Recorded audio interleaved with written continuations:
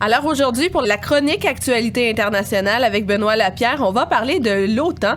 Benoît, bonjour. Salut Marie-Ève. Hier se terminait à Londres le 70e sommet de l'OTAN, un événement qui aura été le témoin de plusieurs dissensions exposées au grand jour entre certains de ses membres. 30 ans après la fin de la guerre froide, l'Organisation du traité de l'Atlantique Nord semble de plus en plus chercher ses repères et de son côté, le président américain Donald Trump a encore une fois lancé un appel aux membres pour qu'ils augmentent leur participation financière au sein de l'organisation. Benoît, afin qu'on parte tous avec les mêmes bases, pourrais-tu nous dresser un portrait de l'OTAN? Oui, certainement. L'OTAN, c'est une organisation militaire qui regroupe 29 pays membres. Ça a été créé en 1949 et son but premier, c'était de protéger les pays de l'Europe de l'Ouest contre l'URSS pendant la guerre froide. Suite à la chute de l'URSS et du mur de Berlin, l'OTAN est resté et s'est même agrandi ensuite avec des pays de l'Europe de l'Ouest. Il y a eu deux grands élargissements lors des dernières années. Il y en a eu un premier en 1999 où c'est la première fois qu'il y avait des pays de l'Europe de l'Est qui ont intégré l'organisation.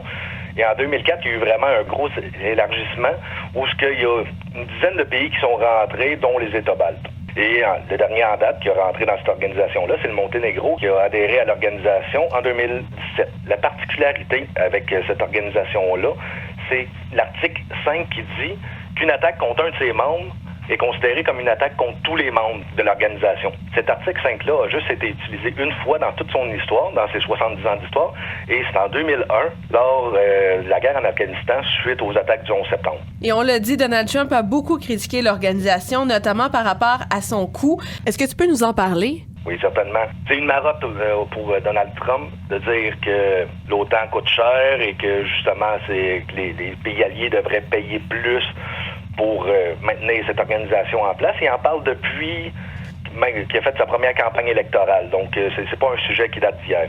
Côté budget, l'OTAN, c'est quand même un gros morceau. Juste le budget d'exploitation, le budget pour maintenir en place la structure de commandement, c'est un 2 milliards de dollars canadiens par année que ça coûte pour justement que les généraux, la structure, les secrétaires, les bâtiments, pour que tout ça se tienne en place, c'est un 2 milliards. Et ensuite de ça, il y a un autre 1,5 milliard de dollars canadiens qui sert à différents programmes, comme des programmes d'infrastructure militaire aux quatre coins de l'Alliance, etc. Et juste le dernier QG qu'ils ont inauguré en 2017 a coûté 1,75 milliard de dollars. En 2018, le budget était réparti comme suit. Les États-Unis payaient environ 70% de tout le budget militaire de l'OTAN. Et ensuite, il y avait le Royaume-Uni, la France et l'Allemagne qui payent environ un 5% du budget total. De notre côté, au Canada, on paye un 2,2% du coût total. Et est-ce que les Alliés paient davantage depuis que Trump met continuellement le sujet sur la table? Oui, il y a quand même eu un certain effet là-dessus. Depuis, justement, on en a parlé lors du sommet de l'OTAN, Trump s'est targué de dire que maintenant, depuis qu'il est là, les pays européens ont payé 130 milliards de dollars de plus qu'en 2016 pour le budget total. Sauf que c'est pas vraiment à cause de Trump tout ça, parce que les Alliés s'avaient déjà engagé en 2014 de consacrer à terme 2% de leur PIB aux dépenses militaires à l'horizon 2024. Là-dessus, il y a déjà 9 pays qui ont atteint cet objectif-là en 2019, mais il manque encore des pays, des gros morceaux de l'Alliance qui ne sont pas du tout rendus aux 2% de PIB. Là-dessus, on peut parler de l'Allemagne, mais il y a aussi la France. De notre côté, au Canada, on est vraiment loin des objectifs. Pour l'instant, on paye 1,3% de notre PIB sert aux dépenses militaires. Et selon les plans, selon les prévisions, on serait rendu à 1,4% à l'horizon 24-25. Et malgré les désaccords d'ordre financier, on se rappellera principalement du sommet pour les disputes et les insultes que certains chefs d'État se sont échangés. Oui, ça a fait les manchettes hier aux nouvelles. Tout ça, ça a commencé il y a un mois lorsque Emmanuel Macron, le président français, avait dit que l'OTAN était en mort cérébrale vu qu'il cherchait ses repères puis qu'il mettait en question certaines des décisions des alliés par rapport à l'organisation. Fait que ça avait déjà donné le ton pour la rencontre qu'il allait avoir cette semaine. Mais la première chicane qu'il y a vraiment eu, c'est avec le président turc Erdogan, qui avait qualifié le président français que c'était lui qui était en mort cérébrale. Tout ça, ça a commencé à cause de l'intervention turque en Syrie contre une milice armée kurde. Et justement à Paris, le gouvernement français avait réagi pour dire qu'il n'était pas d'accord avec le fait que les Turcs attaquent les Kurdes dans cette région-là. Il faut savoir que la France finance les Forces démocratiques kurdes, le groupe FDS, qui, par ricochet, est une milice kurde que les Turcs attaquent en ce moment. Donc, d'un côté, il y a des alliés de l'OTAN qui attaquent une milice armée, et de l'autre côté, il y a un autre membre de cette alliance-là qui finance la même milice. Donc, ça, c'est la première fois où il y a eu des dissensions cette semaine au sein de l'OTAN.